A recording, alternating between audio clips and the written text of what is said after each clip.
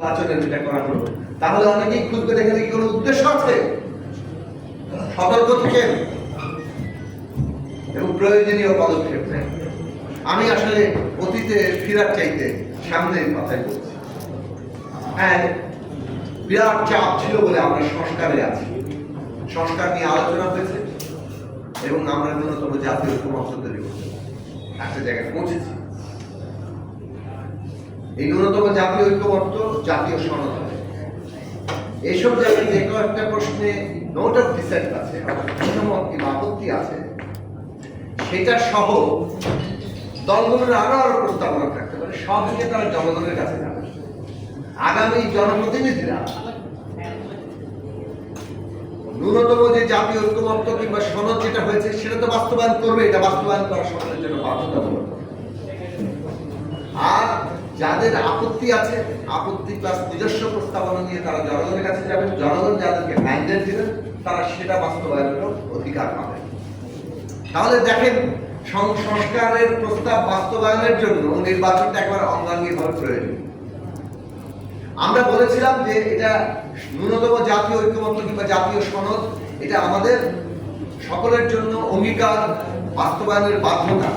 কিন্তু আমরা এও মনে করি যদি এটা একটা অর্ডিন্যান্স আকারে জারি করা হয় যে আগামী সংসদ এটাকে বাস্তবায়ন করতে বাধ্য থাকবে, সেটাতে আমাদের কোনো আপত্তি নেই, বরং সেইটা জনগণের আকাঙ্ক্ষাকেই পূরণ করবে।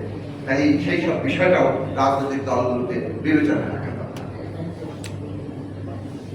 জুলাইয়ের একটা ঘোষণা দরকার, অর্থাৎ জুলাই অভ্যুত্থানটা কোন প্রেক্ষাপটে তৈরি হবে এবং এই অভ্যুত্থান থেকে আমাদের কি কি আকাঙ্ক্ষা, স্বপ্ন কিংবা নির্দেশনা আজকে সামনে হাজির হয়েছে। এইটা একটা ঘোষণা। ৭১ সালের মুক্তিযুদ্ধে একটা ঘোষণা ছিল, আজকে এই জুলাই আন্দোলনে একটা প্রশ্ন, যদি একটা পোস্ট হচ্ছে মানে ঘটনার পরে তৈরি হচ্ছে, ঘটনার পরে যেহেতু তৈরি হচ্ছে, তাহলে আপনাকে সকল আন্দোলনকারীদের নিয়ে এটা করতে হবে, সবার মতামত যুক্ত করতে হবে। সবার মতামত ফেব্রুয়ারি মাসে দেওয়া হয়েছে, সরকার এখনো কেন জুলাই ঘোষণাপত্র ঠিক করতে পারলো না? ৫ তারিখের আগে এসে হুড়োহুড়ি করা হচ্ছে এবং সবাইকে ড্রাফট ঠিক মতো দেওয়া হচ্ছে না। আপনারা যা ইচ্ছা তাই করতে পারেন না, এই কথা মনে রাখবেন। এটাই শেষ দিন নয়,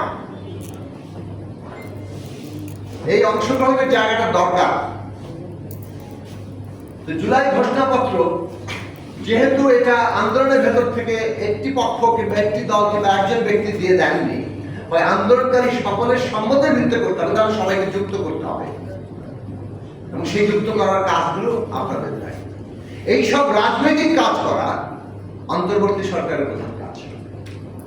কিন্তু আজকে আমরা বলতে বাধ্য হচ্ছি, ৫ই আগস্ট ২০২৪ যে সিদ্ধান্ত হয়েছিল সেনা ভবনে কিংবা এমনকি বঙ্গভবনে, যে বৈষম্য বিরোধী ছাত্র আন্দোলন, যারা এই ছাত্র গণ অভ্যুত্থানের ছাত্রদের অগ্রণী ভূমিকার একটা নেতৃত্বকারী শক্তি, তাদের প্রতিনিধিদের সাথে আলোচনার ভিত্তিতে পরবর্তী রাজনৈতিক করণীয় ঠিক হবে।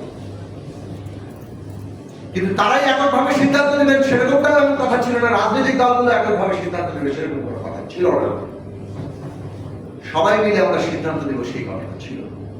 সবাই মিলে সিদ্ধান্ত কতটা নেওয়া হয়েছে, এই সরকার গঠন কিভাবে হবে,